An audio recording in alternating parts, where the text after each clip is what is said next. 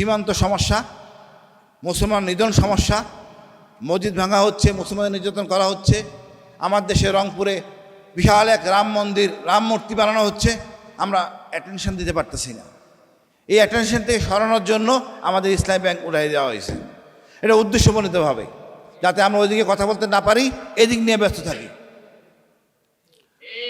আমার শাসক কে হবে, আজ যেভাবে আমরা সিদ্ধান্ত নিছি, এই ব্যাংক কারা চালাবে আমাদের সিদ্ধান্তই হবে, নাহলে ব্যাংক চলবে না, আমরা এখন ঘিরে থাকবো। এত লাভ জব দেওয়ার কিছু নাই তো। একটা লোকই আছে নাকি যাকে যার কথা বলতেছেন যে উনি ছাড়া চলবে না ব্যাংক?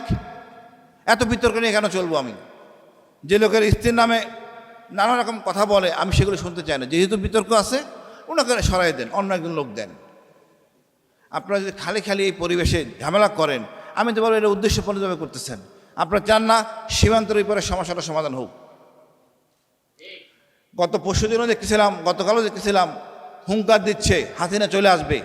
আপনারা এগুলি এদেরকে পুনর্বাসন নিয়ে ব্যস্ত হয়ে গেছেন।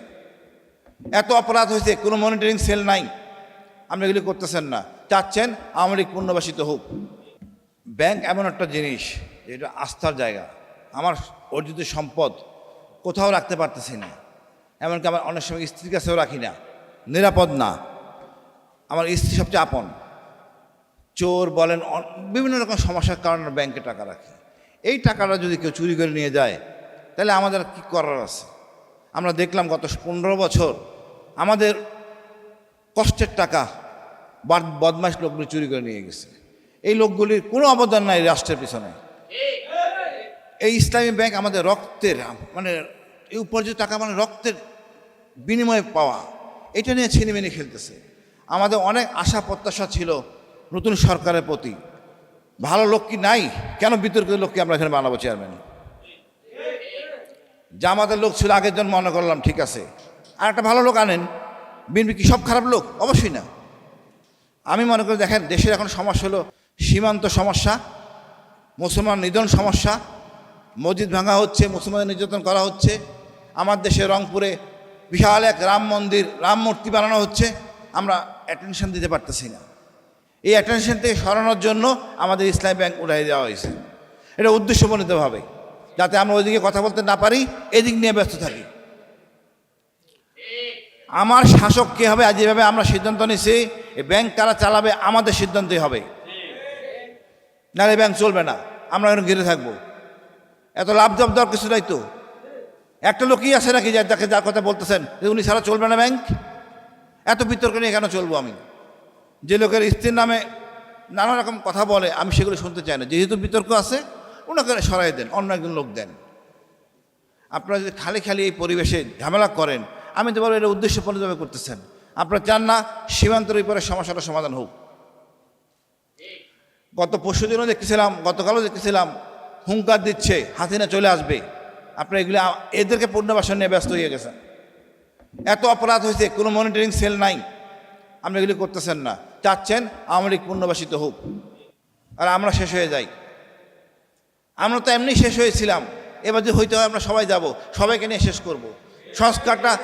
সংস্কারটা ঠিকমতো করতে পারি নাই। আপনার লজ্জা হওয়া উচিত, সনদে স্বাক্ষর করেন নাই, কমিটমেন্ট শুরু করেন নাই। তা আমরা খুব বেশি আশা করি না, বাট অন্তত 5 বছর কন্টিনিউ করতে গেলে আপনাকে সনদ স্বাক্ষর করতে হবে। জনগণ রক্ত দিতে জানে, এই বাংলার দেশে লোক না, আমরা বাঙালিরা রক্ত দিয়ে পরীক্ষিত, আমরা সাহসী জাতি। ইসলামী ব্যাংক খুব ছোট জিনিস, খুব ছোট জিনিস, গরম পানি দিয়ে ঠান্ডা করতে পারবেন না। এই পুলিশ, এই বিডিআর, ডিজিএফআই, এনএসআই যারা আছে, আপনাদের অনৈতিক কথার সাথে একমত হবে না। আমি যেই কথা বলছি তার সাথে একমত হবে। যদি বিতর্কিত ব্যক্তি থাকেন, সরাই দেন। একটা বিপ্লবের পরে পূর্বের ক্ষমতাশালী থাকতে পারে না। যেই লোকগুলি ওই সরকারের সহযোগিতা করছে সবাই অপরাধী, কারণ তারা প্রতিবাদ করে নাই, প্রতিহত করে নাই। তো বর্তমানে আমি এত ঝামেলায় আসবো না। ইসলামী ব্যাংক আমাদের কষ্ট অর্জিত টাকার জায়গা রাখা, আমার নিজের, আমার পরিবারেরও আছে। কেন আমি এই জায়গায় বিতর্কিত লোক রাখবো? আমি চেক কাটার আগে চিন্তা করি, জিজ্ঞেস করে কত টাকা নেওয়া যাবে। এই অবস্থা আমাদের দাঁড় করাইছে। তা আমরা এই দেশ স্বাধীনতায় বা 24শে বিপ্লবে এদের কোনো ভূমিকা নাই। এরাই জায়গায় আবার আগের জায়গায় বসে গেছে। আমরা আসলে ঠিকমতো কাজ করতে পারি নাই। আমাদের মনে আর একটা বিপ্লবে যাইতে হবে যদি তারা সংস্কার না হয়। শহীদ জিয়া, খালেদা জিয়ার সন্তান আমাদের তারেক রহমান ভাই, ওনার কাছে অনেক প্রত্যাশা, উনি ঠিক পথেই থাকবেন ইনশাআল্লাহ।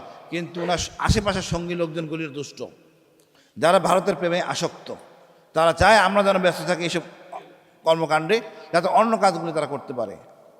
তা আমাদের সব বিষয়ে সোচ্চার হইতে হবে, সবখানে সময় দিতে হবে। সবাই ভালো থাকবেন।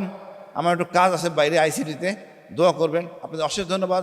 ইসলামী ব্যাংক ইনশাআল্লাহ তার জায়গায় থাকবে, সম্মান নিয়ে আস্থা নিয়ে থাকবে ইনশাআল্লাহ। বাংলাদেশ ধীরে ধীরে হোক। আসসালামু আলাইকুম।